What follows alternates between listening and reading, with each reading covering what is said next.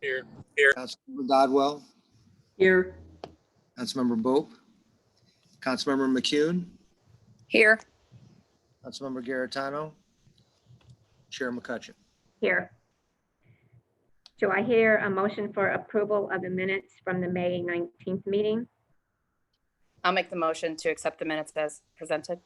Do I I'll hear a second second? them. I'll second them. All those in favor? Aye. Aye. Any opposed? Any abstentions? Motion passed, minutes approved. Do we Thank have you. any public who wish to speak? We do. We have two. So I'll promote them in one at a time. We'll start with David Hudson had his hand up first, so we'll put him in Okay. first. Thank you. Mr. Hudson? Mic's off. I can't see Mr. myself. Hudson? Can you hear me? I Yes. can. Welcome to Planning and Okay. Parks. Thank you. I can't see myself, but there we go. There you go. Okay, Hi. my first time doing this. David Hudson, 18068 Babbler Woods Road, 63005.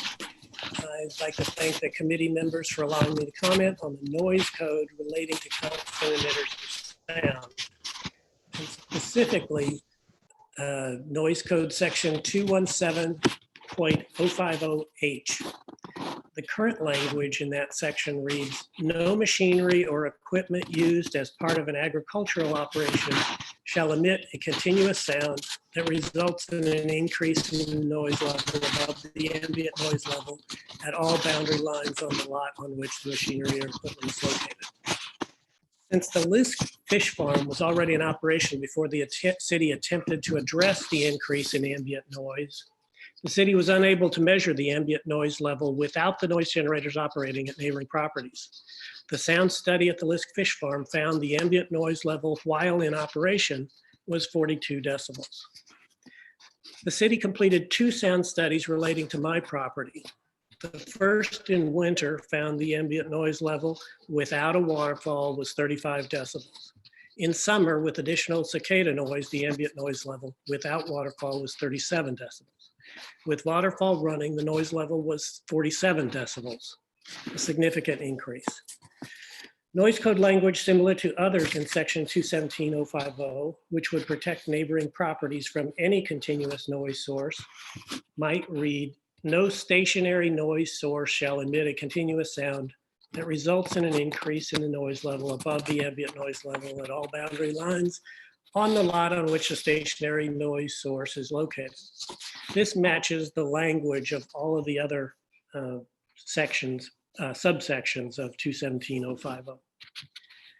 An important note about these sound studies: the sound studies engineers' equipment cannot measure below 35 decibels. The typical ambient noise level for rural areas is about 30 decibels. I regularly measure in the typical range at my home with my equipment. I suggest that the city invest in equipment that can measure down to 25 decibels and complete a survey of the peace and quiet treasured, which is a treasured resource of the city. I thank you for your accommodation to this important issue. My wife and I want to extend our appreciation for your service to our community and your time. If you have any questions or added information, please don't hesitate to contact us. Thank you.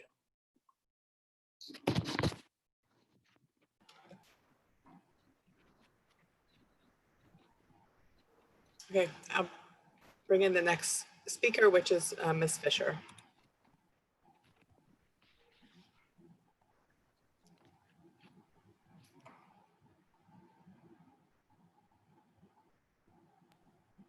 And Madam Chair, I believe she will not be on video, just audio.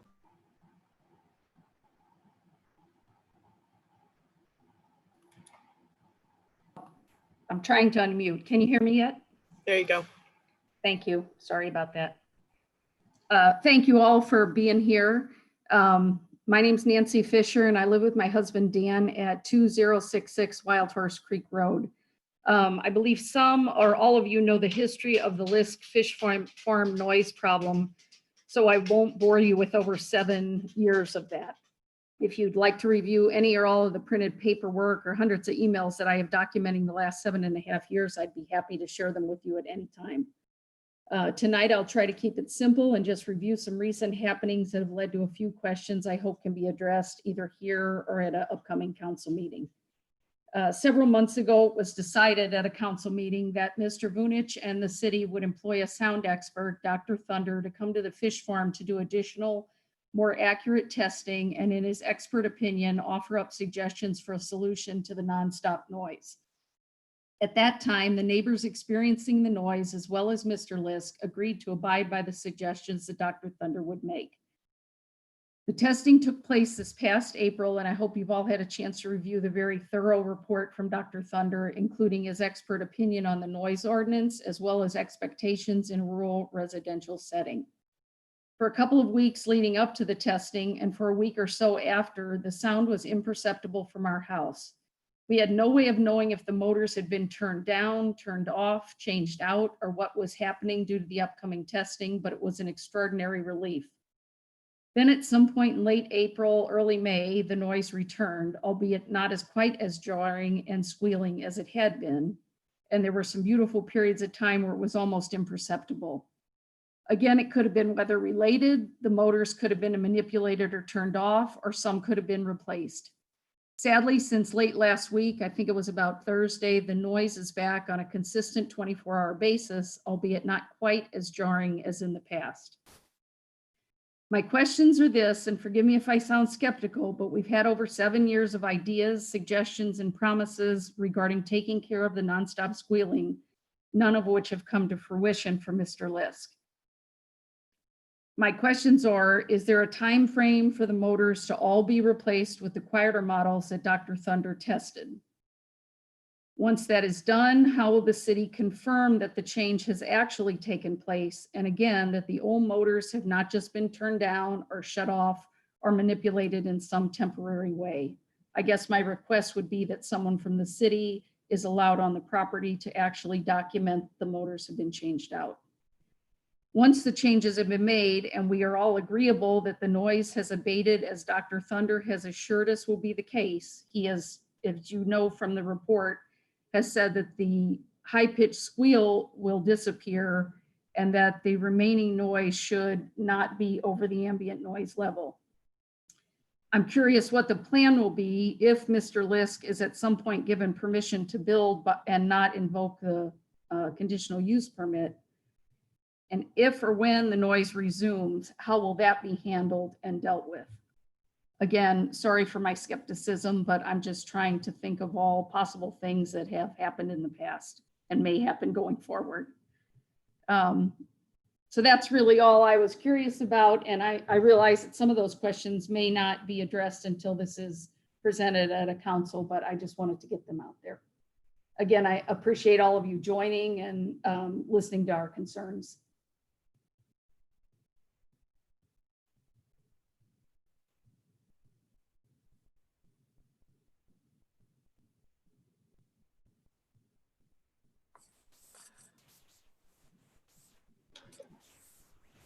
Madam Chair, with your permission, I would ask Ms. Arnett, are there any other speakers?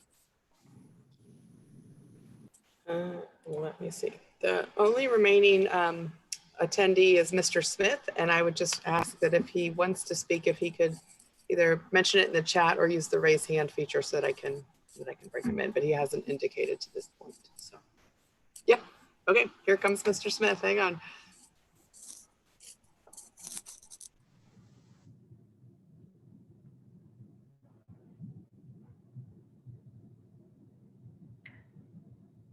His microphone is muted. Yeah, it's out of it. Oh, sorry. Hello, can you hear us? I can't welcome Mr. Smith. You're welcome to, I'm sorry, you're welcome to turn your video on if you would prefer, or you do not have to. Hold on a second. Actually, it's Mr. Goulis. Mr. Smith is here with me. Sorry, my apologies. Okay, that's why we had it on there. Sorry. So all we really want to do is concur with what Nancy just repeated. We did have some decrease in the noise, but the noise is back. The shrill sound is back again. And, we understand that Dr. Thunder said that can be corrected. I know there have been several deliveries of new fish to the area. So I don't know if some old motors have been incorporated again to cause the noise to come back, but it is back there. And, just like Nancy said, we need some assurance that there's going to be some regulation or inspection of the site before Mr. Lisk is given the go-ahead, because he has not complied on his own during all these 7 years, really. So thank you all for being here, and thank you all for listening to us again. Thank you for your comment. Okay. Our first action item is under planning matters. We have 2 items for consideration. The first one is the work plan for review of the previous changes to the zoning ordinance and noise code for constant emitters of noise. Mr. Bunich. Thank you, Madam Chair. Madam Chair and members of the committee, as you know, tonight's public comment focused on the first item on tonight's agenda, which is the noise code. The department prepared for your all's consideration tonight a packet of information that includes a recent memo prepared for tonight's meeting, as well as a number of historical items regarding this past discussions of this particular topic. Included in that historical information is minutes from previous meetings. The department believed those minutes were critical for the committee's benefit because they give the context of why this particular item is before the committee and being discussed tonight. Principally, the reason this particular matter is before committee is that it was forwarded to it by recommendation from City Council. What caused that recommendation from City Council regarding the forwarding of this item? It was comments and commentary from surrounding property owners at the aquaculture operation on Wild Horse Creek Road, and also Mr. Lisk himself asking for an opportunity to retain or have returned his permitted uses for the zoning district designation of his property, which is the NU non-urban resident district.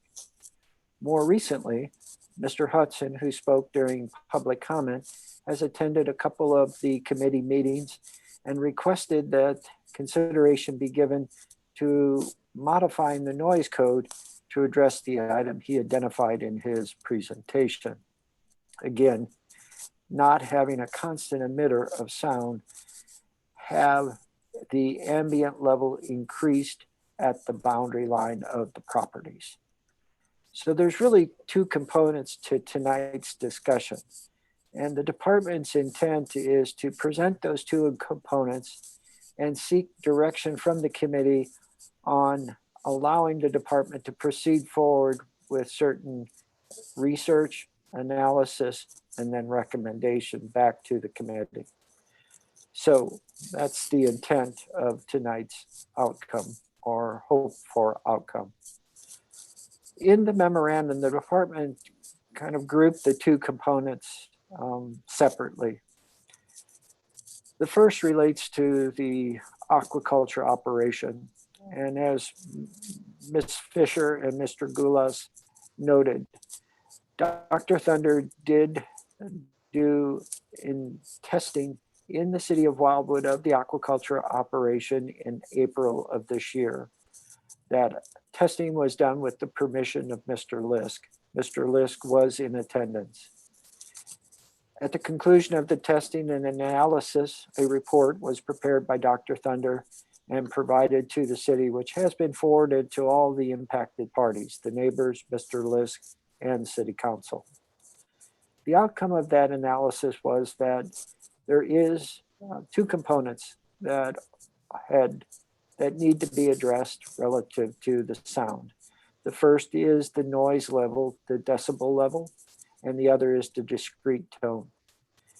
Mr. Lisk has changed out a number of the motors and the muffling system associated with the motors, which power the aerators, and only 2 remain of the old type. Dr. Thunder found that these new motors and muffler systems substantially changed the level of sound and the discrete tone. And Dr. Thunder has recommended that the remaining aerators, the equipment that do not have the new muffler systems, etc., be changed out.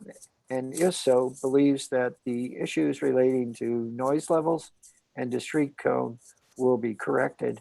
And for all intents and purposes, the ambient level of sound, even with the operation of the aerators, will remain unchanged at the boundary line. A very positive, and I will say only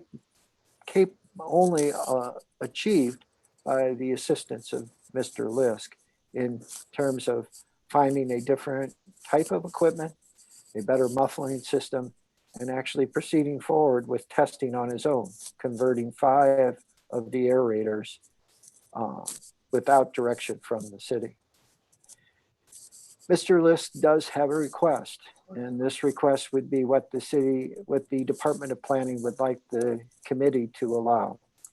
He would like the consideration to return the permitted uses to the non-urban resident district for his property without having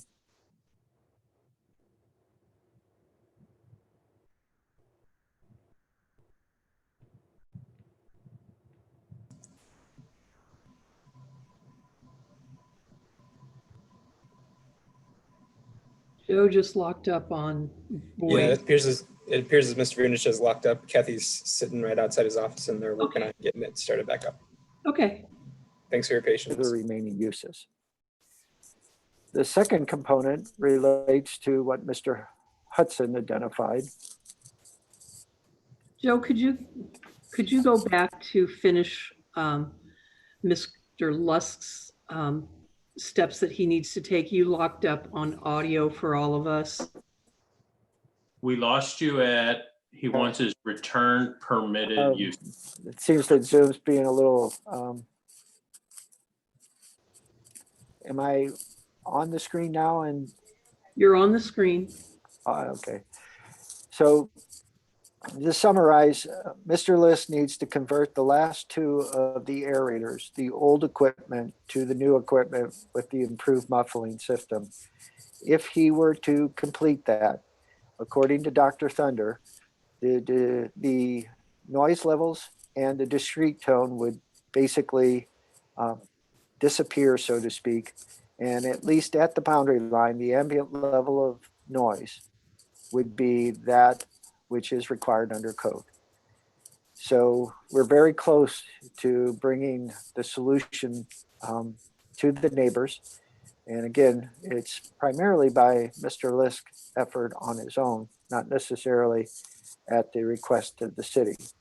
Because as you know, we've requested solutions previously from Mr. Lisk, and we were unable to achieve the outcome we sought. So we're very close. But as I mentioned before, I knew that I was not being heard. Mr. Lisk would like the opportunity to have his permitted uses returned to his property and not lose the grandfathering of the aquaculture operation. I met with Mr. Lisk yesterday, and he is considering submitting a conditional use permit application for the aquaculture. But certainly, he feels very strongly that he should have the rights of his permitted uses for the zoning district designation without the threat of losing grandfathering. And so therefore, the department would like to investigate that, provide a recommendation to the committee, and then proceed forward from there. The other item again relates to Mr. Hudson's request, and that involves Mr. Roberts' large water feature and waterfall. The waterfall is in the same vicinity of the common boundary line between the Roberts and the Hudson's properties. And it does generate a certain amount of noise when operational. That noise exceeds the ambient level at the property boundary. And Mr. Hudson is requesting that consideration be given to apply the same standard we have for agricultural activities to any other constant emitter of sound. And again, the department would like the authorization of the committee to proceed forward with research, investigation, and prepare a report for the committee's consideration. That is what I have tonight. I apologize, I've bounced out for a bit. Hopefully I've been able to backtrack enough to complete the presentation. Thank you. Katie? I would like to move that we send both projects back to our Director of Parks and Planning and have his team put together the specific requirements and or additional work that needs to be done at each location, bring it back to committee, and then we can look at how those changes would comply with aquaculture guidelines and make a final decision on where we move forward with this. Do I hear a second? John seconds it. All those in favor? Aye. Can we have discussion first, Yeah. Madam Chair? Sure. Yes. Do you have a comment, I'm Chris? sorry. Yeah, I just want to, can we just have a discussion before we take the vote? Yes, we can. Sorry about that. That's okay.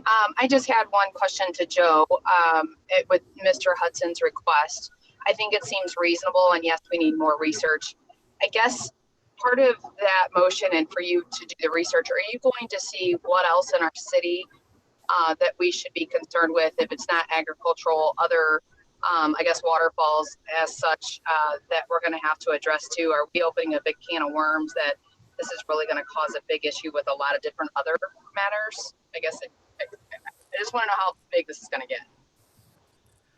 It's a very good question, Councilmember McCune, because obviously the risk to any new legislation is that we cast a wide net and we get more fish than we realize, no pun intended.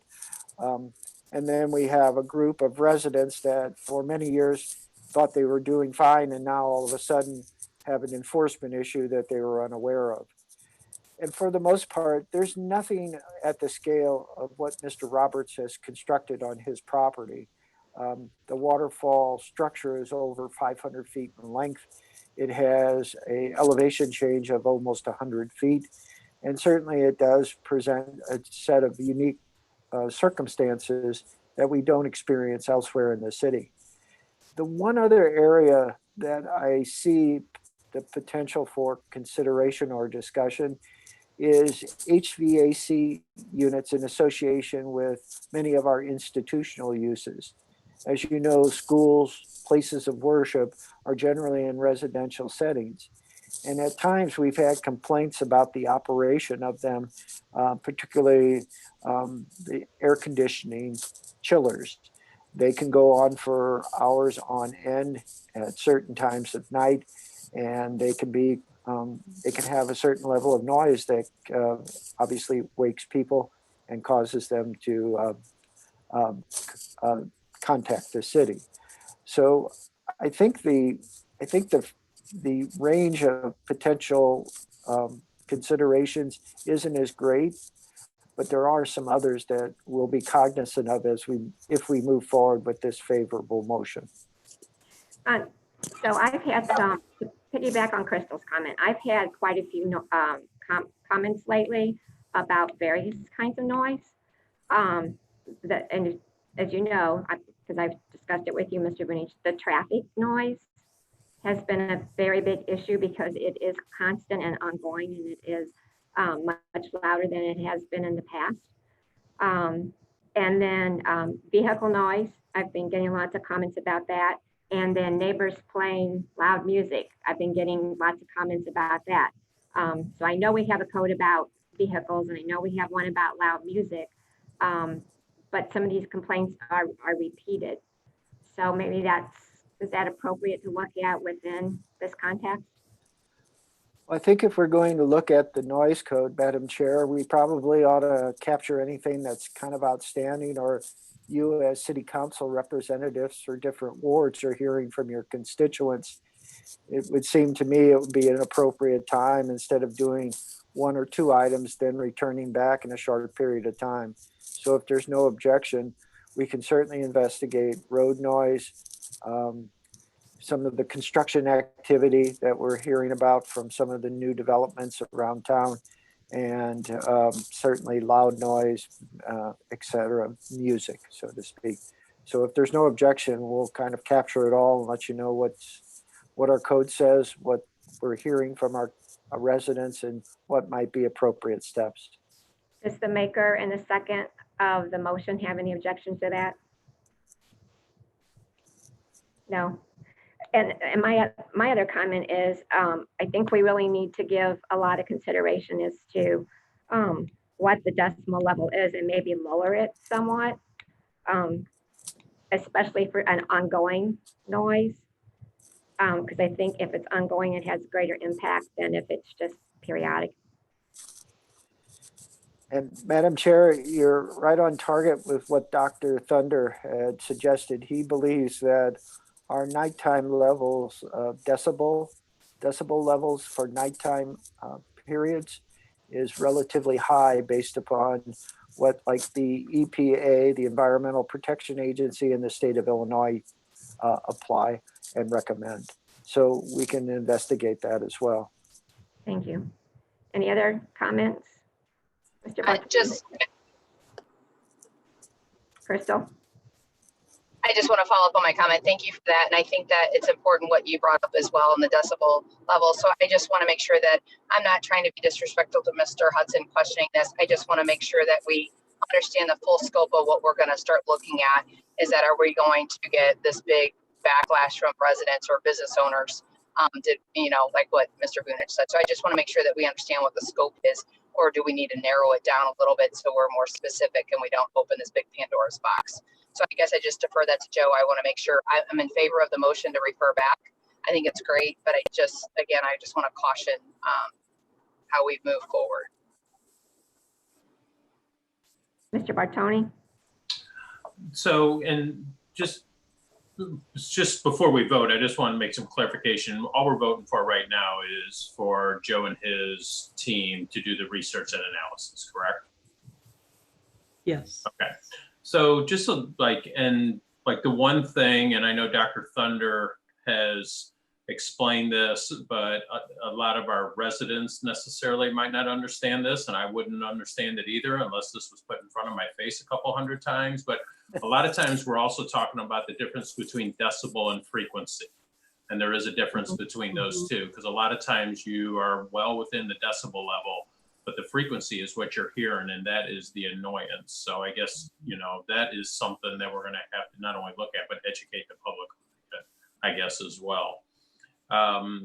Going back to what Mrs. Fisher had said. So I was out at Mr. Liska's farm, I want to say it was like February and March. And Joe, I think you might have been out there before that or whatever. But from what I understand, what he did was replaced 3 or 4 of the aerators, but he left the older ones in place intentionally for the purpose of Dr. Thunder coming out and doing the study. So he could look at the ones, listen to the ones, and then listen to the older ones and see that difference. So that when he said, these are all, now you know what I'm trying to do. And I think that that's what people might have been noticing, because I think he did turn some off for a while for the study, then turn some back on. But hopefully his intention is to replace all of them. But I am all in favor of returning his property rights. I was never in favor of this, what we put in place to begin with. I mean, you can say what you want about Mr. Lisk. If you haven't had the opportunity to meet him, he does come across as a very brash person at times, but that is not illegal. And I think that we kind of put something in place for somebody because because people just didn't like him. And unfortunately, it's not against the law to be a jerk sometimes, but hopefully he has kind of maybe learned to be a little nicer and ways to get what he wants. But, you know, as we move forward with what Mr. Hudson is wanting, the one thing when we put this existing, you know, ordinance or whatever in place, it was a very hollow victory because it didn't change anything at the time. Now, the residents might say that it did work because here we are 2 or 3 years later or whatever, and you know, the aerators are getting changed and the work, you know, they are, I guess, going to be happier. But what I'm not going to be in favor of in the future is ever taking away somebody's property rights. And I'm hopefully that we can come up with a solution that will appease everybody. But I'm all in favor of the research and I'm confident that Joe and his team are going to do a great job with that and come up with a good solution. Thank you. Katie? I just wanted to make a comment to, similar to Councilmember Bartoni's, that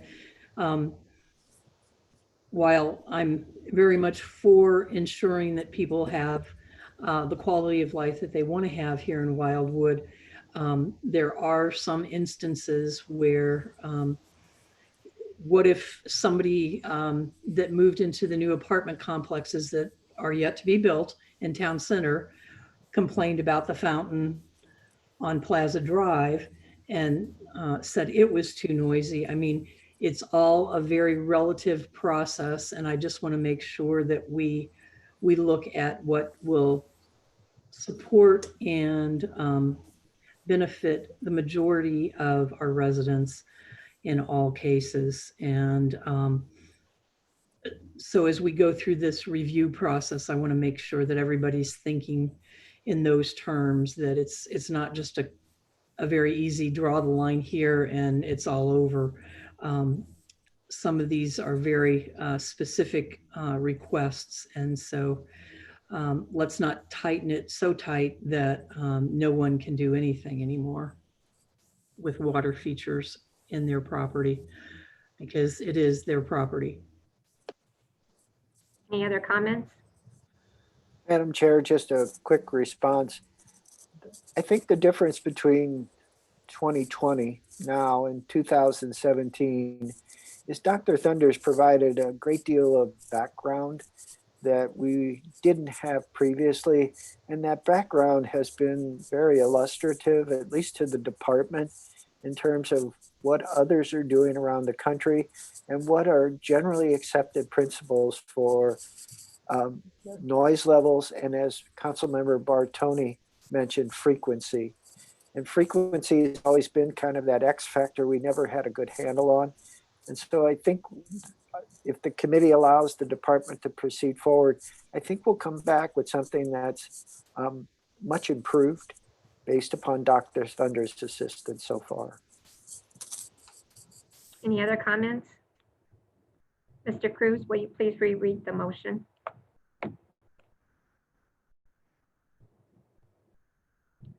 Need to unmute. Unmute.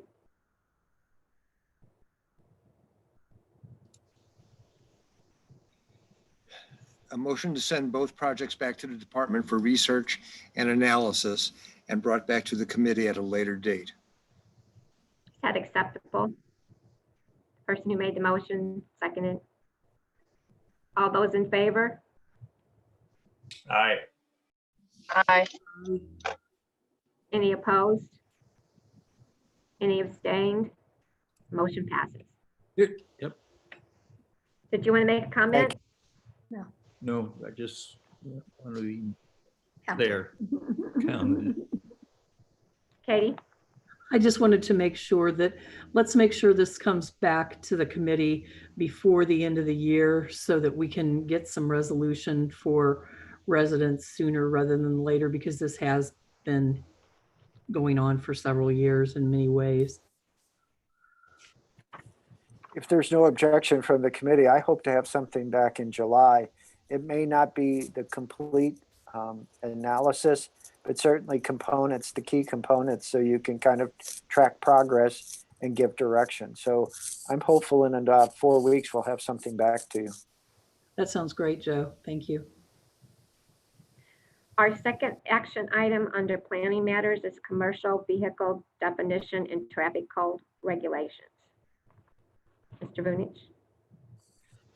Thank you again, Madam Chair. Madam Chair and members of the committee, you always hate to start a presentation out with an apology, but you did receive this particular item late relative to the packet itself, late being today. So I do extend my apologies, and the responsibility for that lateness is solely with me. So please don't look at Gary, Kathy, or Travis and think, oh my gosh, what a crew. It's me. Notwithstanding that, obviously, I want to introduce the proposal to you. And certainly we have some time, obviously, and there's no particular rush. This could be easily taken up for consideration and action in July. But with the permission, I would like to introduce it. As you know, this particular item was before the committee, before the COVID-19 coronavirus pandemic and the stay-at-home orders. And with that, we've kind of lost a little momentum relative to getting information back to the committee members. But tonight we do have a proposal contained in the memorandum for consideration. And I believe the proposal reflects the direction of the committee in that prohibiting the appropriate parking of commercial vehicles in residential settings would be a hardship on many of our residents, and that there should be some accommodation allowed for certain types of commercial vehicles in residential settings to allow our residents to basically work in the 21st century, which, as we found during COVID-19 and the pandemic and the stay-at-home orders, that working out of a traditional setting is surprisingly easier than many thought, and for some businesses may be the direction in the future. And so tonight, the department provides the background that brought us to this point, meaning the department's presentation to the Board of Public Safety, the Board of Public Safety's consideration of the matter, and that matter was an inconsistency between the zoning ordinance and how it defines commercial vehicle and our traffic code. And then ultimately the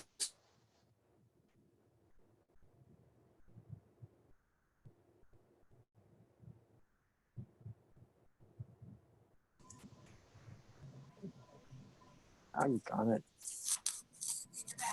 I'm back. Okay.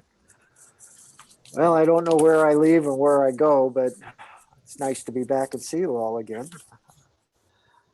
So what we've got before you is the requested research and then a proposal. The research entailed looking at many sources. We investigated, we being the Department of Planning, investigated surrounding municipalities such as Ellisville, Baldwin, Chesterfield, Eureka, etc. It also entailed investigating St. Louis County, and I can explain that in greater detail in a few minutes. And then finally, the state of Missouri.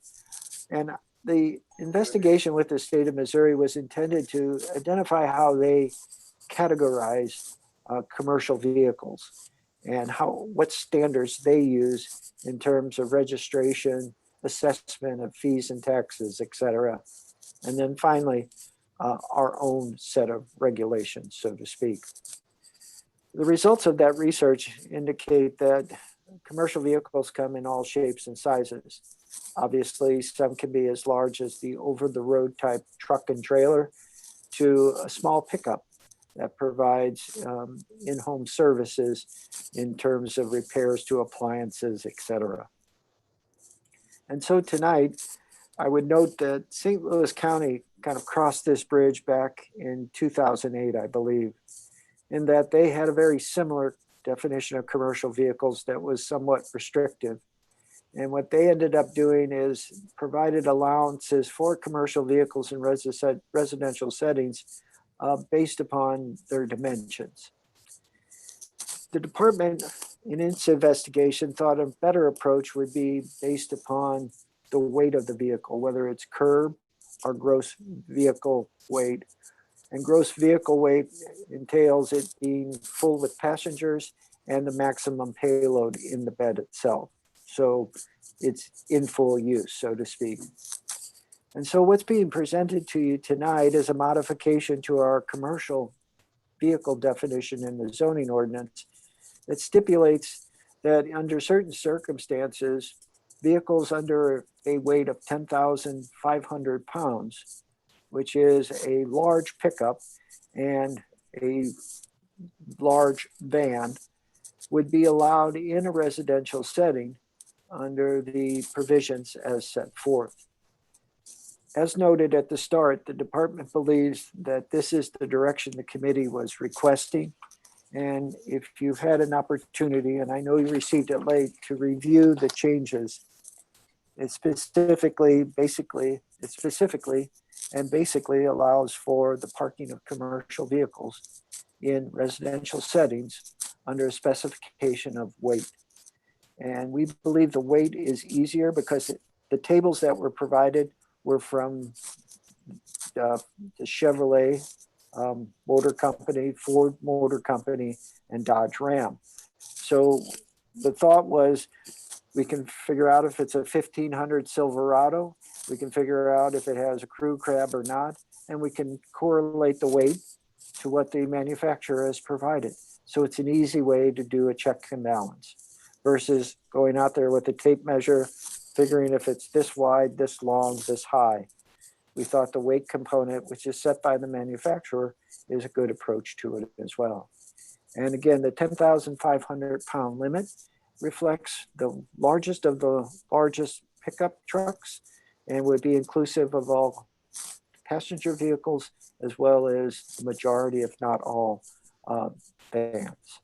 So tonight, late albeit, you are getting a proposal and we can certainly discuss it. And as I say, we're under no rush because we're not enforcing the commercial vehicle code right now based upon our discussions.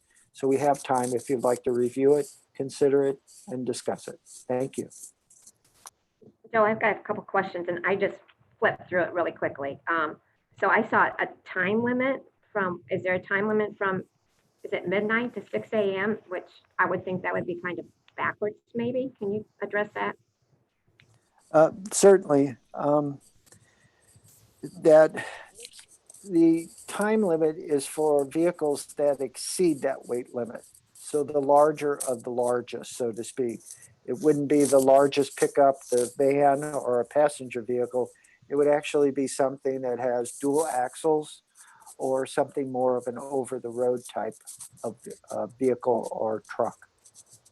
And then what about logos and wrapping and? Again, it would not be applicable in this case. So if someone had their car wrapped, a sign on the doors of their pickup, that would be allowable under the proposed wording. Thank you. Does anybody else have any comments or questions? Mr. Bartoni? Thank you. And I don't know if anybody's monitoring, but I am hitting the raise the hand feature, but I don't know if anybody's watching it or not. I'm honestly not paying any attention to it. Okay. I thought Kathy was doing that. I'll pass the buck. Okay, all right. I was just playing by the rules. I was playing by the rules. So, Joe, and I don't. If you're not looking for a motion today, I think that we should like probably think about this a little bit more. I did get a chance to read this, but I'm not ready to like act on this or anything like that. And another thing that you did bring up that we might have to reconsider or at least put in. Make some considerations for is the COVID and the virus. I mean, just, does this go on for, months or what happens if, there's COVID-22 in a year from now and then we, doing something different. So I think, just the number of people at home, it is something to consider, in the future. But my one question for you, Joe, would be, the gross weight is being changed from 12,000 to 10,500. That's not a lot. I mean, it's 10%, but who does that eliminate? That's a very good question. And as much as the research I could do over the past week or 10 days, I couldn't see where the state of Missouri had picked 12,000 pounds. I couldn't find the correlation. And then I did the research and went to the website of Chevrolet, the website of Dodge Ram, the website of Ford, went through a lot of different information about pickup trucks, the largest of the large vans. And I didn't see anything that correlated to 12,000 pounds. The simple approach, if I read between the lines on the question, would be, why not just make it 12,000 pounds, be consistent with the state, and leave it at that? And certainly we could do that. That was the only kind of gray area I kind of waxed and waned back. I had facts and figures in front of me that didn't seem to indicate 12,000 pounds. But I also know that the state probably did the research, had a darn good reason for it, and certainly the department wouldn't object to it. Yeah, and we've changed enough of our ordinances and codes to, to be consistent with county and state codes. So I wouldn't be opposed to keeping it at 12,000 also. Just if somebody says, where'd you get that number? We can say, well, we're consistent with county and state also. So, but you're not looking for anything today though. We're just discussing this now. We can discuss this again. It'll be back on the agenda next month and we can discuss it more then. Yes, two reasons.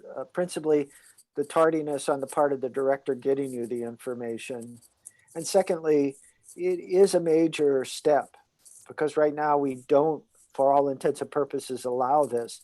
So I think you as committee members deserve more time to kind of test it, see what you think, talk to your constituents, those that might be impacted positive or negative, and then come back and we can kind of massage it if we need. And if we don't, and we've got a pretty good start, we can certainly proceed then forward to city council at some point. Okay, and while you're maybe like a little homework, if someone could do is, I don't know if that 12,000 pounds comes from, we've all seen the state and county trucks and the different utility companies. They have their trucks and they've got the boxes, the toolboxes on the sides and everything, just what that weight of that is. And maybe that's, maybe that loaded down is where that 12,000 comes from. I'm just kind of spitballing here, but either way, just to find out what those weigh also would be nice to know. We'll do our best to see if we can find that elusive reason. Yeah, with the hammer included or not. Crystal? Are you guys there? Sorry. Yeah. So I want to second what Councilmember Bartoni says. I think we need a little bit more time. It's really going to affect a lot of people. I have one concern though I want to bring up in the discussion as far as how do we kind of navigate this. I currently have a truck that's pulling a trailer in Lake Chesterfield, and I've called county police. They said that it doesn't meet the measurements, the weight, the component, and it is clearly a commercial vehicle that they're chopping up trees and putting it in the back and parking it on Waterside. It's an eyesore, but apparently it doesn't meet that qualification to do anything. So I think that if I provide pictures and things to this committee, I'd like to make sure we address these types of issues as well. And then also seek county approval. And I guess Mr. Cruz can answer this. By looking at a vehicle, is it easy to see what the weight is and to have a clear, concise decision when you're there to write the ticket that you can go, yep, it's more than 12,000 pounds and we can write now? Or does it take more investigative work? Because if it becomes more daunting on the police officers, they're going to more likely use their own judgment and not proceed with warnings or issue tickets. So I guess I'm sorry, there's two questions there. So if Mr. Cruz could answer that from his police background, I think that might be important.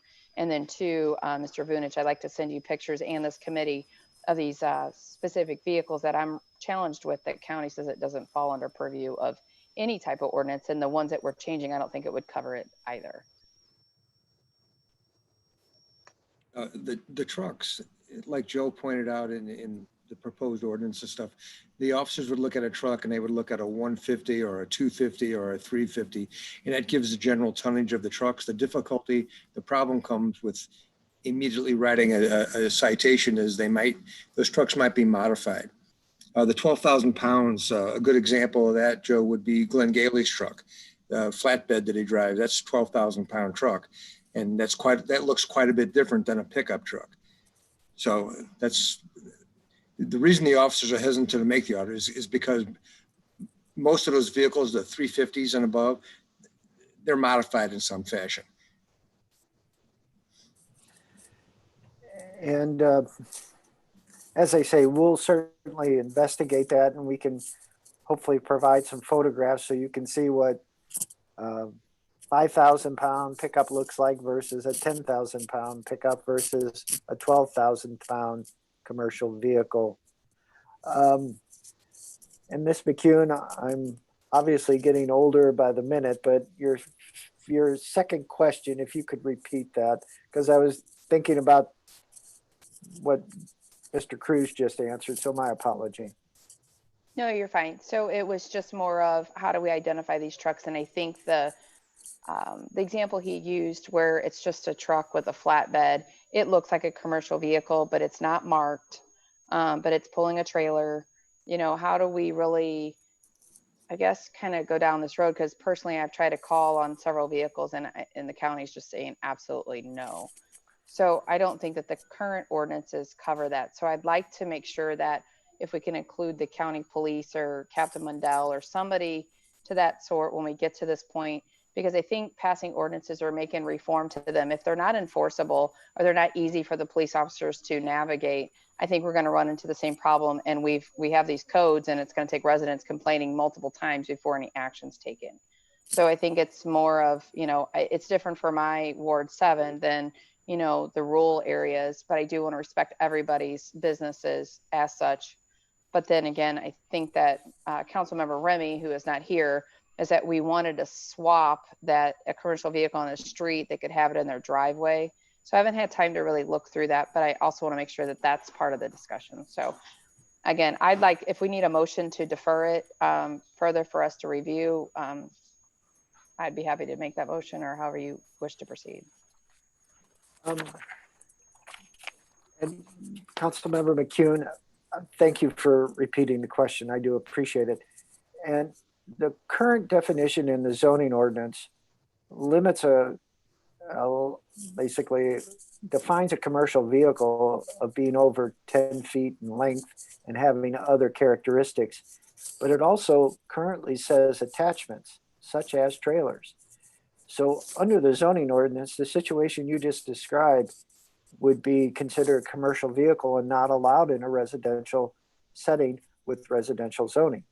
The problem is I believe the police department typically looks at the traffic code, which is much less detailed and doesn't contain the qualifiers that the zoning ordinance does. Now, saying that, we can investigate that and certainly make sure what I just said is accurate and appropriate. Under the revisions that are being proposed, again, it is intended for a single vehicle, not with attachments. Because again, once you start adding attachments, the length of the vehicle and the attachment becomes so substantial that even if they are parked in the driveway, they're blocking the sidewalk, which is violation of another code. And so we want to make sure that we do this smart. And so your questions and your photographs and the discussion is helpful. That way we refine it and make it better. And again, we're not asking for action tonight. It's too complicated of a topic. And I think the department certainly, like the committee, wants to get it right. Ms. Dodwell? No. Any other comments? Questions? Well, we have a lot of homework, Madam Chair and members of the committee, and we'll do our best to get as many of those questions, discussion items addressed. And we do plan on having something back to you in July. So thank you. Thank you. Our next action item is under Parks Matter. There's 5 items for consideration. The first one is discussion on reopening of park facilities, including the dog park, pavilions, restrooms, and playgrounds. Thank you again, Madam Chair and members of the committee. Obviously, this relates directly to COVID-19, the coronavirus, and all the stay-at-home orders that have been issued and ones that are planned in the future. With the chair's permission, I'm going to call upon Mr. Cruz and Ms. Arnett to assist in this discussion. But we we, being the Department of Planning and Parks, have provided you a proposed timeframe for the opening of our facilities. These timeframes are also what we believe is consistent with the anticipated stay-at-home orders that are being issued by the County Executive's Office through the Department of Public Health. So the first is the dog park. Coincidentally, the dog park is having the gates replaced this week. That gate replacement was authorized by the City Council back in the late winter, early spring of this year. The gates will be completed by the end of this week, and the department believes we can open the dog park next Monday if there is no objection from City Council, from this committee and City Council. The reason we believe we can do that is it's a large area. It's 1.5 acres. It's open outdoors, and I believe the participants generally can practice social distancing, that being the humans, not the dogs. Anniversary Park and Old Pond School Pavilions, we're suggesting opening them on June 29th. And based upon the expected county executive order through the Department of Public Health, there will be a restriction on 50% occupancy. And so we believe that those two smaller pavilions can easily address that limit. And so we are recommending that. The Community Park Pavilion, we're recommending July 6th. The reason being is we know if we open it before the July 4th holiday, we're not going to get the reduction in the gathering size, nor probably the social distancing required. So it's intentional that we're excluding the 4th of July holiday for the purposes of public health and safety. Restrooms and playgrounds, we're waiting on St. Louis County, quite frankly. Restrooms and playgrounds, the Department of Public Health requires those to be sanitized daily, if not more. And what we're going to find is that if we follow the guidelines, we're going to have a substantial increase in cost because we use outside individuals to do that sanitation. And there's just probably no way we can do it on playgrounds. And so we were thinking that we would wait for St. Louis County to give us the guidance when they move forward with restrooms and pavilions and see how it goes for them, and then follow suit thereafter. And again, here now, I'd like to turn to Mr. Cruz and Ms. Arnett to add some additional information. Particularly, Mr. Cruz has been on Zoom meetings with other parks and recreation directors across the metropolitan area. Thank you. Mr. Cruz? I can just echo what Joe says. A lot of the municipalities across the area, they're debating whether they should open restrooms and playgrounds and so forth, or abide by the St. Louis County rules. Most are going to abide by St. Louis County, but everybody brought up the fact that the sanitation issues with the restrooms, sanitation issues with having to do with early childhood programs or day camps is proving significant. And it's not only costly, but it's time consuming to do that. And, you know, keep in mind too, like on our list here, we have 3 restrooms that were listed. We actually have 7 because each facility has 2 or 3 restrooms that have to be cleaned, which really the cost would stack up having those sanitized every day. Right now we have portable restrooms in place of those restrooms. And the portable water closet can easily show up, doesn't take any time at all, and squirt down the entire restroom and be done with each restroom within 15 minutes and move on. And it's not quite as significant a cost as it would be for the regular restrooms that we have. Ms. Arnett? I don't have anything further to add. And what we found today is those municipalities that have kind of pushed to open sooner than later, they're now rethinking that position because of the sanitation requirements, the personnel needs to accomplish that, and now the mounting costs that they're facing. And again, as you know, we've spent a lot of time talking about revenues and wanting to be conservative until we have a better picture of the next few months. And so we know we're denying people access to public facilities, but we're really doing it for public health and safety. Any comments, questions?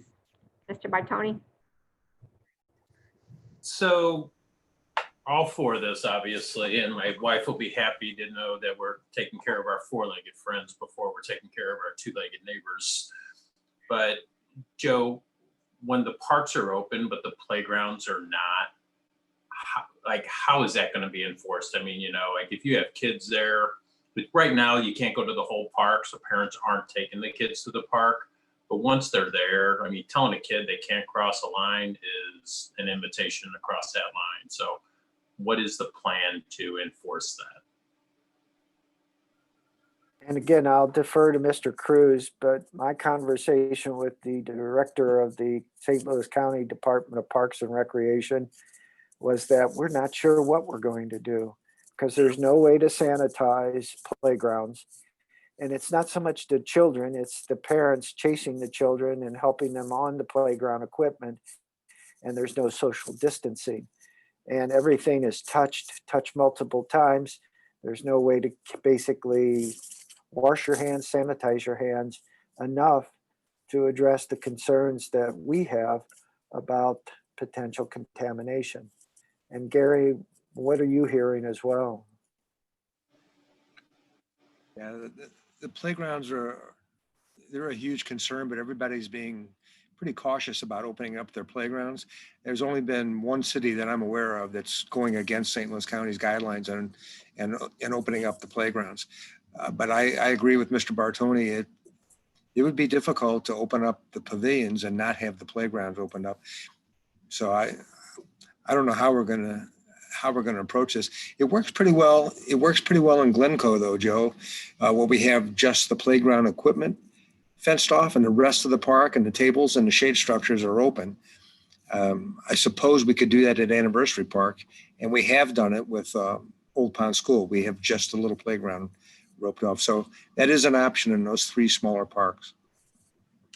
Yeah, and I've seen that down at Glencoe, and I mean, it was crowded down there, but I didn't see anybody on the playground or anything. But I mean, is that going to be the same challenge, Gary, for, you guys? Is just, if they're allowed, if they're permitted for 30 people, I mean, is somebody going to go out there and count, hey, you got 35 or, you're not, I mean, it's going to be hard to measure. I mean, I think people also have great intentions, and I've caught myself even in our group, and you start off where 4 or 5 people are 6 feet apart, and next thing you know, there's 8 or 9 or 10 of you, and you're just standing around like you would any other day. And it wasn't intentional. It's just, I think, habit forming. And the reason we were leaning toward Anniversary Park, Old Pond School, is that they have smaller pavilion areas and we only have a limited number of tables under the pavilions. So we can almost guarantee that if we use available seating in the pavilions at Anniversary Park and Old Pond School Park, we can keep under that gathering size and hope people practice social distancing. The parking areas in both those parks too are limited. So you can't get a whole lot of cars in there. Right. Katie? I wish everyone luck with that. I was kind of going along the same lines that Joe and Gary just pointed out, that the parking lots at those two parks are much smaller, but when you get over to Community Park, you've got the playground area currently is roped or is closed off from the parking lot, but I've been down there with my grandkids for the past several weeks just because we needed to do something with 4-year-olds outside or they drive me crazy. So we just park over on one of the side lots by the meadow and then hike down into the creek, and we're the only ones that do that. But if it's very easy to pop up and get to the playground, so we may need to extend where we rope off some of those places on the north side of where the pavilion is and the playground is, because I had to wrestle the 4-year-olds away from just barging right through the plastic fencing. So we just need to be kind of cognizant of that, I guess. Well, I can add this too. It's not a hassle at all, but at least 3 times a week, we have to put new zip ties on the snow fence that's around Community Park, because Yeah. obviously the kids are hanging on the fence, and the sun's having an effect on the snow fence, and they're breaking it. And then I also have to share the large pavilion at Community Park. It gets used quite often, and I'm not sure how I'm sure they're coming in from the back way, but they're bringing in complete dinners because the trash cans are stacked with paper plates and everything. So while it's not perfect and it's very difficult, I think to a certain degree it's accomplishing what we're trying. We're only having a few people as compared to what it would be like if we opened it up. Yeah, I concur. And I just thought of one other thing I wanted to mention, that we need to be posting some kind of large signage in each of these places. And we can talk to the city attorney about, how we can keep the city held harmless. If someone chooses to go into the pavilion or use something that another human being may have touched, but we don't know that they touched it, that they take the risk themselves. So I want to make sure that we place something that's very visible, not just a little 8.5 by 11 sheet of paper tacked to a bulletin board somewhere, but something that is very visible to all visitors to our parks, that if they choose to use facilities where germs can pass, that they are taking it of their own volition and will somehow hold the city harmless, since we're opening the doors, but we don't know who's coming in, when, and how. Yeah, I think that's a very good suggestion, because I've had pictures emailed to me of teenagers having parties in the community park pavilion, and looks like middle schoolers playing around with the portable restrooms and trying to tip them over. So I think having signage is an excellent idea. At least, we're trying to do the right thing and then encourage our residents, and especially our parents with little kids, to do the right thing. I think that's a good suggestion. Gary, something that you can take to the city attorney, or do we have to have a motion on that? No, we'll be glad to do that. In fact, in preparation for next Monday night city council meeting, the city attorney has already advised we need to post a number of signs for attendees about mask, social distancing, and gathering size. So your point's well taken, and it's not something I had thought of. So we'll certainly make that a priority for the committee.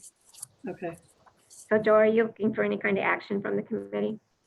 Yes, the department would respectfully request an endorsement of the schedule as presented tonight, acknowledging that if something changes, we'll let you all know. I'll make that motion. I'll second. Motion made by Mr. Bartoni, seconded by Ms. Dodwell. Any other comments or discussion?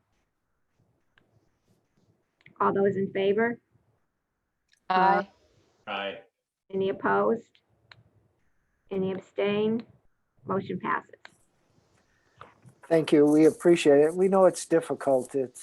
We're all in uncharted territory here. So if you have ideas, if you have suggestions, if you hear something, just let us know. Thank you. Our next, It'll be Travis's job to go count people at the park. I'm just kidding. Thank you, Kathy. The next order of business is discussion on scheduled events through the remainder of the summer 2020. Again, thank you, Madam Chair. Madam Chair and members of the committee. Again, I'll be depending on Mr. Cruz and Ms. Arnett to assist in this discussion. But this particular memorandum deals with the upcoming schedule of events for the remainder of 2020. And as you can see, we've canceled a number of events already up to this point. And we are also intending to reschedule certain events based upon the hope for solution to COVID-19, the coronavirus. But as it stands now, I want to draw your attention to a couple of the events that are intended to be rescheduled. The first is the plein air event, which is usually held on the first Saturday of May. The department's intent is to reschedule that to the last Saturday in September. And for the benefit of those that aren't familiar with the plein air format, there's social distancing that is part of the DNA of that event, meaning the artists and photographers come, get a location, and then go out and basically do what they do by themselves.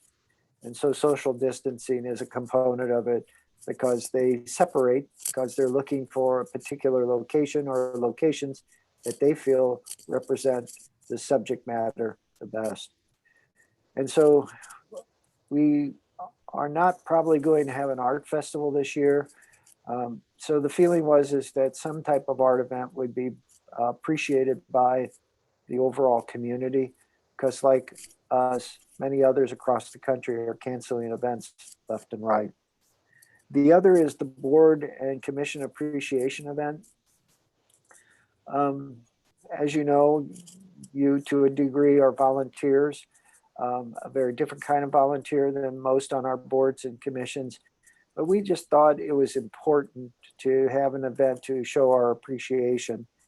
And so in this case, we were thinking to have it sometime around the first holiday, Thanksgiving, before they anticipate the spike to occur, possibly with the flu season. And we were thinking that it's tentative. There may be a number of reasons why it might not happen, but at least for perspective of June of 2020, we'd like not to cancel that yet and hope for an opportunity to show our appreciation to all of you that make the city of Wildwood work. As you can see, we've canceled the June concert, which would have been held this Friday. We are also recommending canceling the July concert. What we're seeing from the Department of Public Health at St. Louis County and the County Executive's Office is that the full release of all stay-at-home orders or gathering sizes may not come till the end of July or early August. And given we use music on Main, we use Main Street for the venue, which is a constricted area. We recognize we're not providing services that our residents have come to expect and enjoy, but we think that the best approach may be waiting till the end of August to make our decisions about the rest of the events. So 2 cancellations, 2 concerts. Thereafter, as you can see, we have the new resident picnic is undetermined. We have the back to school is undetermined, and the tour to Wildwood is undetermined. The back to school party, we're waiting for direction from the Rockwood School District. We think once that entity makes its decision, we'll be on pretty solid ground to follow suit. And so if they bring children back to school as regular, then we know that they feel confident that this COVID-19 coronavirus may not be as threatening as it once was at the end of February, early March. The tour to Wildwood, that's an event where we just have a lot of people gathering at the start and at the finish, and we're just not sure, or we're just not confident we can provide a safe environment, but we're not ready yet to cancel. Our Wildwood Celebration Commission, they've made a decision. We're going to have something to celebrate our 25th anniversary. And that's going to be the second week and in October. And so we're working closely with them to figure out the best approaches. And anything we do would have to be reviewed by the Department of Public Health. And so that's intended to happen. And finally, our Shivering Shadows 7K night run on Zombie Road. We think we can pull that off. It's in the prime time that everybody expects to be able to accomplish events and get it in before the flu season and COVID-19 might make a return. And so what we have before you is cancellations, 2 reschedulings, and at least 2 events we're certain of: to celebrate Wildwood 25th anniversary and our Shivering Shadows 7K. With that, Madam Chair and members of the committee, we're waiting your direction and input. So thank you. And again, if Mr. Cruz or Ms. Arnett have anything to add, I'd be glad to be quiet and let them speak. Thank you. Mr. Cruz, Ms. Arnett, do you have anything to add? I'll add one thing relative to the back to school party. If we have it, and again, it's dependent on Rockwood School District and all of the different scenarios that they could have for class. It may be a very different look to the traditional back to school party. If you've attended that event, it is generally in a tight space. It is a lot of bounce houses, things that we have some concerns about with just sanitizing and turning over and stuff. So we got our thinking caps on some unique approach to that event this year, but we're again waiting for Rockwood School District. So, Maybe thanks. this would be a good time to have some of the events where we usually have them in a more confined space, to try them in community park, so that there's a little bit more social distancing area and see how that goes in community park. Just thought. Does anybody else have any comments, questions?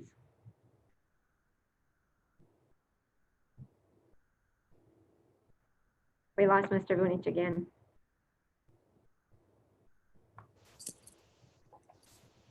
Am I here? You are now. Thanks. I was asking you, has Ferguson Florissant School District given any insights to this coming fall? The only thing that we have been told is that there is a meeting of all the area superintendents in July sometime, and then a decision will be made in July as to if we're returning to school in August or not. So that nothing definite. Okay, thank you. So you're looking for approval of the schedule. program in entirety or individually? If the committee would not mind, and that with the permission of the chair, we would ask that you approve the schedule as presented, knowing again, as I mentioned on the other, as things change and we get new information, we'll come back to you at each month to update. Do I hear a motion? I'll make a motion to approve the schedule as presented. And Katie, seconding?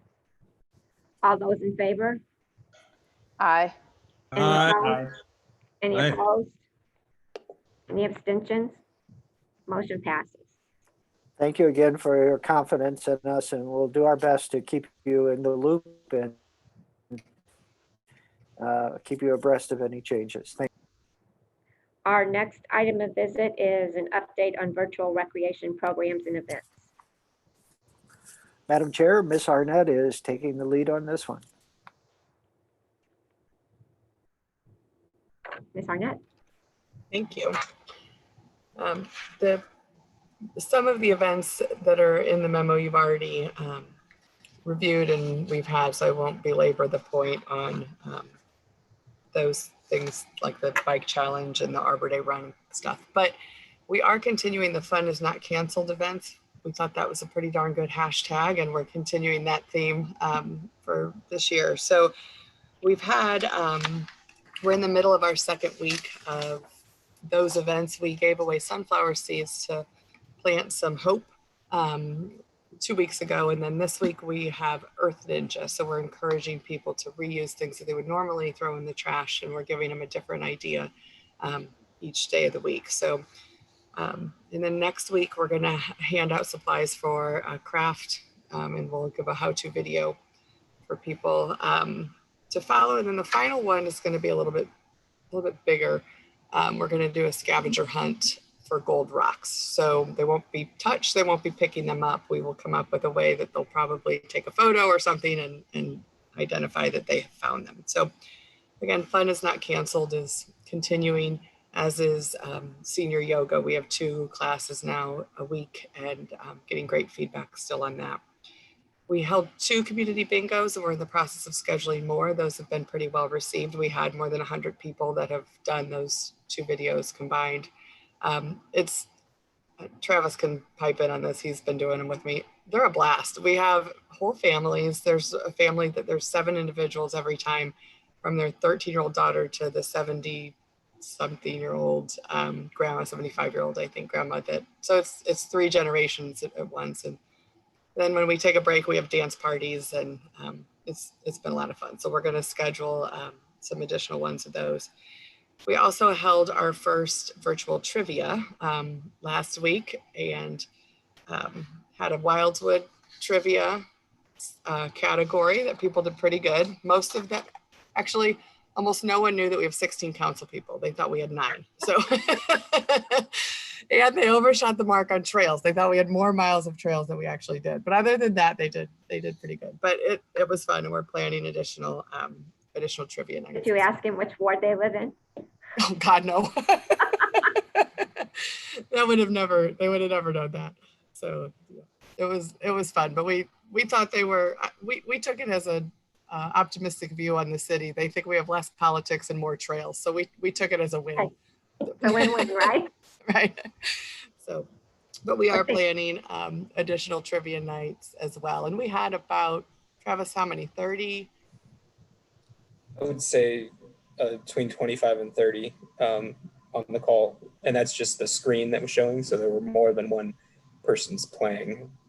We can tell that from our dance parties. Yeah. So we had them log in.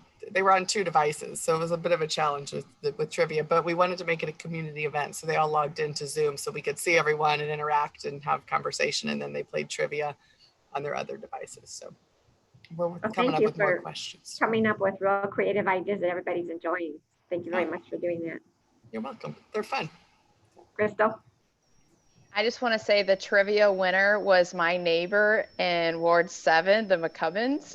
They had to run over and tell me. So I just want to give them a shout out on this meeting, that congratulations to them. And they were just so proud and had nothing but more compliments than you could imagine. So their family's here in Wildwood, all their kids, and they just wanted to pass on that you guys did a great job. The platform was great. They participate in others, but they said ours was the best by far. So congratulations to your department. I heard nothing but good news, and they were happy to win their prize. Yeah, the prize was a Main Street Creamery gift card. So they were going crazy. They were pretty darn excited, and they've been fun. They're they've done bingo, and when we have dance parties, their dog is always getting down. So it's fun. We have fun. I'd be happy to answer any other questions. Anyway, Mr. Bartoni. So no question, but similar to what Crystal was just saying, one of our neighbors has participated in the bingo and just said how much fun that they've had. That, you know, it's one of those things, they're doing a family thing. So, I mean, I told them I would mention something at the next meeting. I was thinking a council meeting, but today's more appropriate. But Kathy, to you and Travis, you guys have done a great job. And Joe, you know that you have a great staff, but that is, yeah, the residents are enjoying it. Good. Good to hear. Thank you. And thank you. And I do want to acknowledge, I have nothing to do with this. It's Kathy and Travis, and to a certain degree, Bree. And like I said, I've heard nothing but positive from people I've talked to about it. And so I do want to thank them as well. I think they've done a great job. Yep. So our next 2 items are update on facility reservations, event registrations. And then the other one is an update on Parks and Recreation Action Plan. Do any 2 of those items do you all need to discuss or want our input on? Deborah, before we go any farther, Kathy, did you need like a motion or anything on the virtual events, or was it just FYI for us? It was just an FYI. We'll keep them going. I think based on the feedback, if you have something that you want to give us direction on, that's great. Nope. But No, just wanted to. Sorry, Deborah. That's fine. Madam Chair, if I could just bring up a couple points from the action plan update that Mr. Cruz prepared. If you haven't been down to the Glencoe community, the Farmer Church has been removed, demolished, and the area restored to lawn or turf. So it's really changed the character down there. Not to say in a positive way, but certainly now you're starting to see that linear corridor of open space really come to fruition. So I think Mr. Brown and all of us in the Department of Planning and Parks want to thank you for hanging in there with FEMA and SEMA and all the other acronyms to make that happen. And I think the church ended up being in a better place. They don't have to worry about flooding now, and we wish them well. Secondly, I do want to acknowledge all of you that participated in the planting at the John L. LeCave Memorial Trailhead. Despite the heat and humidity, I heard a lot of laughter out there and a lot of moans and groans, at least at my house on Sunday morning. So hopefully you did better than I. So thank you all. Kathy or Mr. Cruz, do you want to make any comments, Travis? Katie, did you raise your hand? I did. I just wanted to echo Mr. Vunich's LeCave planting. We, in a matter of an hour and a half, I think, planted at least 15 trees, at least 50 bushes, and other flowers and things. We had a ton of people that even in the heavy heat were planting and digging holes and just going to town like crazy. So even though we were sweating a great deal, I think that gave us some momentum to keep going as quickly as possible, because we knew it was only going to get hotter the later we went. But I want to thank staff for getting everything prepared and ready, so that as soon as people walked in, we could just grab a shovel or pick up a plant and go to town. And we, I think, are going to have a beautiful trailhead there for our residents for many, many years to come with the plantings that were made. So I think it's a nice conclusion to a very long process, and I'm glad I was able to be a part of it. And just to acknowledge that, Travis received a notification from Great Rivers Greenway. They were doing some virtual events and kind of contests. And they contacted Travis to see if it would be okay if they used John L. LeCave as one of the pickup points for their prizes, because they think it's a very nice spot as well. So, the Council Member Dodwell, you have a very fine eye for good things. Any other comments on those two items? I will just mention that overall our spending was down slightly in May over years previous, and our spending is slightly lower on the whole for the year so far, as we've just been cognizant of the budget. And we are at $72,000 so far for the year. So, and that's through 5 months. Obviously revenues are down as well, but we've avoided having to give major refunds and such as well. So we're trying. So you're doing a great job, sounds like. Thank you for that. Any other items that anybody wants to bring up that wasn't on the agenda? I do have actually two things.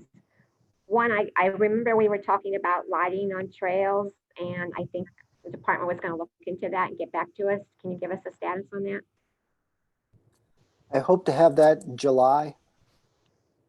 And And we were specifically looking for the areas around the pedestrian bridge, and it's something Gary and I need to get back to.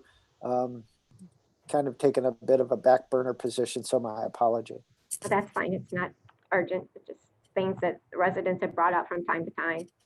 And then my other one, I think we maybe have talked about this a little bit, but I know we're planting trees for former mayors, and was wanting to discuss the opportunity, I guess, to plant trees for some of our founders, and if there was a location that might be warranted. So if I could get some input on that from staff and committee. Good idea, bad idea? Well, we like trees. Madam Chair, if I may, I think that's a great idea. It's just the spending with our ash tree right now. I don't know if we want to approach that just yet, but I think that maybe just pointing out locations might be a great idea. Or just even, you know, coming up and actually giving the perimeters for a program like that, so that when we are fiscally able to, again, that maybe that's something we can do, you know, once a year until we get all of our founders covered. Because if it wasn't for our founders, we wouldn't have the city of Wildwood the way we have it today. So I think absolutely agree with you. I think it would be a good thing to honor them in some way. But if we can give it some thought, maybe come up with some parameters on how we go about to do that, if anybody's interested or the majority is interested. I realize we can't do it right now because of COVID-19, but can I get some comments, please? Well, Madam Chair, if there's no objection, we'll put it on the agenda. Okay. Katie, were you going to say something? That's what I was going to recommend, that anybody, you know, and perhaps as part of that agenda item, we put together the list of the founders, because there's a lot of different people that like claim that sometimes that aren't part of the founding group, and others who are part of the founding group that, you know, shy away from any visibility a lot of times. So I want to make sure we get the right people involved in that particular group. So if the department, when you have time, if you can start putting something together for a future agenda, that would be awesome. Does anybody else have any comments that they'd like to make before we adjourn? Do I hear a motion to adjourn? Motion by Katie Dodwell, seconded by Mr. Bartoni. All those in favor? Aye. Aye. Aye. Aye. Any opposed? Any abstain? Meeting adjourned. Thank you all. Thank you all very much. We can't do it without you. Have a Thank great you for rest your of the week. time. Thank you for staying late. Bye-bye. Yeah, thanks you guys.